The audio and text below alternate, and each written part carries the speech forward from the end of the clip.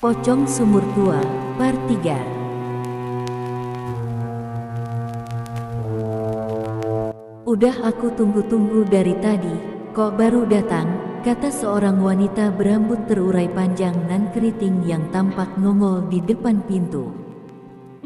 Make upnya yang lumayan tebal serta gelangnya yang gemerincing membuatku ingat bahwa dia adalah Ibu Kamila, yang seminggu lalu datang ke tempat ibuku untuk menjahitkan baju. Dahiku mengkerut. Apakah ibuku tadi juga memberikan jahitan Ibu Kamila yang sudah jadi?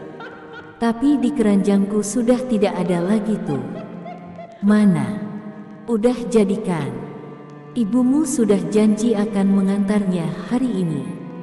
Soalnya besok mau saya pakai ke acara kawinan ponakan saya, ucap Bu Kamila. Aku meringis, entah mau berkata apa.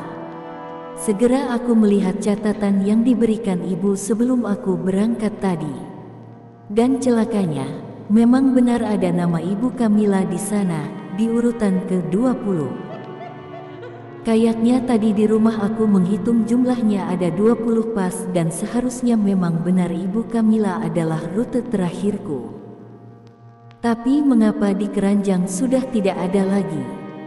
Otakku mulai memutar-mutar beberapa kemungkinan yang terjadi. Apakah tadi saat aku terjatuh menabrak seseorang? Ya. Tapi kayaknya tidak mungkin, soalnya aku yakin benar. Walau sempat tercecer tapi sudah aku masukkan semuanya ke keranjang. Lagi pula barang segede itu gak mungkin bisa ketinggalan begitu saja. Loh, gak ada gimana sih? Ibumu kan udah janji mau mengantarnya sekarang. Kalau tahu gini mending kemarin saya bawa ke penjahit yang lain aja yang lebih profesional. Kata Ibu Kamila langsung menghardikku tanpa belas kasihan. Setelah menelan sedikit ludah dan menggaruk-garuk kepalaku, aku berusaha menjelaskan. Tadi di jalan ada orang ramai-ramai Bu, ada orang yang jatuh ke dalam sumur. Tanpa sengaja saya menabrak seseorang dan saya terjatuh. Mungkin masih tertinggal di kampung itu, jelasku dengan memasang mimik muka semelas mungkin, berharap si cerewet itu mau mengerti. Tapi bukannya mau mengerti, dia malah berkacak pinggang seraya menyibakkan poninya dan berkata, jadi maksud kamu baju saya jatuh di jalan dan hilang gitu? Becus kerja gak sih? Bukan hilang Bu, tapi ketinggalan di jalan, jawabku. Kalau di jalan pasti sudah diambil orang. Mana mungkin barang sebagus dan semahal pakaian saya jatuh di jalan dan tidak ada yang mengambilnya. Pasti udah hilang deh. Nyesel. Saya bener-bener nyesel. Entar deh aku bilang ke temen-temen yang lain supaya gak usah jahitin baju di ibumu lagi, biar tahu rasa. Ucapnya mengancam. Dek. Jantungku seperti beduk Idul Fitri. Kencengnya bukan main mendengar ancaman Ibu Kamila. Jika ibu tiriku tahu kejadian ini dan langganannya jadi kabur, bisa-bisa aku diusir dari rumah, bahkan lebih parahnya lagi, aku bisa digantung. Jangan Bu. Saya nanti akan mengantarkan jahitan ibu secepatnya. Saya akan cari hari ini juga, mudah-mudahan ketemu, ucapku. Mana mungkin barang yang sudah diambil orang bisa dicari lagi. Jatuhnya saja tidak tahu di mana. Dan orang yang mungut juga gak tahu siapa. Terus mau nyari sampai rambutmu beruban. Saya butuh baju itu besok. Tahu besok gak, sentak ibu itu. Lea, Ina pepaan, iya Bu, saya mengerti. Malam ini juga saya akan mengantarkan jahitan ibu ke rumah. Tapi saya mohon, ibu jangan bilang ke ibu saya atau ke langganan-langganan yang lain ya. Saya, oke. Saya tunggu maksimal sampai tengah malam nanti. Kalau sampai lewat tengah malam kamu tidak nongol dengan jahitan pesanan saya, maka kamu akan tahu sendiri akibatnya, ucap Ibu Kamila sambil berlalu pergi. Aku kembali menelan ludah. Perutku yang tadinya lapar seolah kehilangan selera makan mendengar kesadisan kata-kata perempuan itu. Kedua jemari tanganku menggenggam erat setang sepeda. Udara di sekitar tubuhku juga sempat tak terasa beberapa saat. Mimpi apa aku semalam sampai-sampai didamprat habis-habisan seperti ini? Setelah menarik nafas panjang beberapa kali dan merapikan rambutku, aku kembali menjejakkan telapak kaki ke pedal sepeda. Pikiranku masih kosong, 1000 harapan akan keajaiban mampir ke batok kepalaku. Tak henti doa terpanjat dari bibir tipis yang sejak tadi kering ini.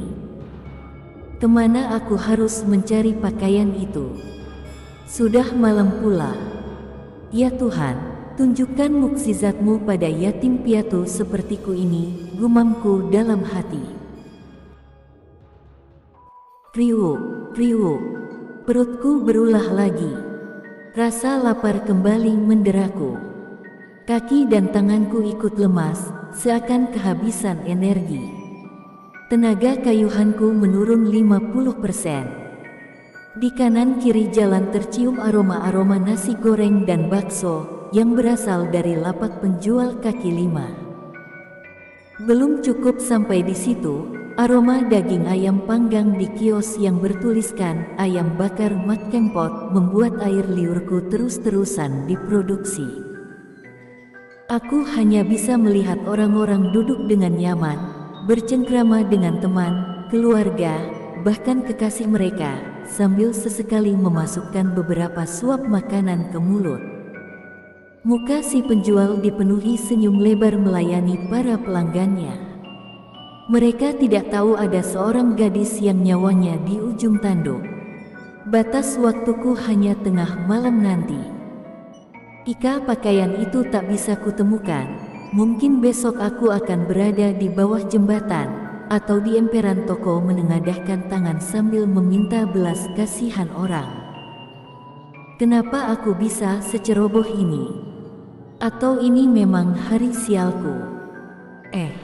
Tunggu, Gwen. Aku tahu pasti ini ulahnya. Sejenak aku mengerem sepeda dan berhenti dengan satu kaki masih menginjak pedal. Aku menduga dialah penyebab lenyapnya jahitan Ibu Kamila. Kuingat tadi dia sempat menarik boncengan sepedaku dari belakang, dan tanpa menoleh aku langsung ngacir begitu saja. Mungkin tadi dia sempat mengambil salah satu jahitan yang aku antar. Suara gigiku gemerutuk. Aku gerambukan kepalang dengan gadis yang selalu bikin aku sial itu. Tak henti-hentinya dia bikin aku susah. Apa benar dia ingin aku diusir dari rumah? Padahal aku tidak pernah protes sedikit pun mengenai dia yang tak pernah membantu tugasku yang diberikan ibu. Awas saja ya. Jika sampai aku benar-benar diusir dari rumah gara-gara masalah ini, aku bersumpah akan membalas kelakuannya itu. Tut, tut, tut. Panggilanku belum juga diangkatnya. Mukaku makin menyala bak obor olimpiade. Jantungku serasa mau meledak. Amarah yang meluap-luap sedikit memberiku kekuatan untuk menahan lapar. Heh gadis sok cantik. Aku tahu ini ulahmu kan? Cepet katakan, dikemanakan jahitan Ibu Kamila, ucapku. Loh, bukannya lu yang antar? Kok tanya gue? Jawab Gwen. Halau. Jangan banyak omong deh. Lo sengaja kan bikin gue dimarahi habis-habisan ma Ibu Kamila. Ucapku kesal. Terdengar suara cekikikannya di handphone. Dia selalu mengeluarkan tawa seperti itu saat berhasil mengerjaiku. Beberapa detik kemudian dia menjawab, makanya kalau kerja tuh hati-hati. Jangan pacaran aja, ucapnya. Pacaran gimana maksud lo? Tahu sendiri kan, aku tadi nabrak orang dan pria itu membantuku bangun. Jawabku semakin kesal. Cepet katakan, di mana kamu taruh tuh pakaian? Malam ini juga Ibu Kamila mau jahitannya diantar ke rumahnya, sambungku. Tangan kiriku mengepal. Jika seandainya saudara tiriku berada di hadapanku sekarang, sudah aku berikan kepalan manis ini untuk wajahnya yang sok cantik itu. Iya deh saudara tiriku.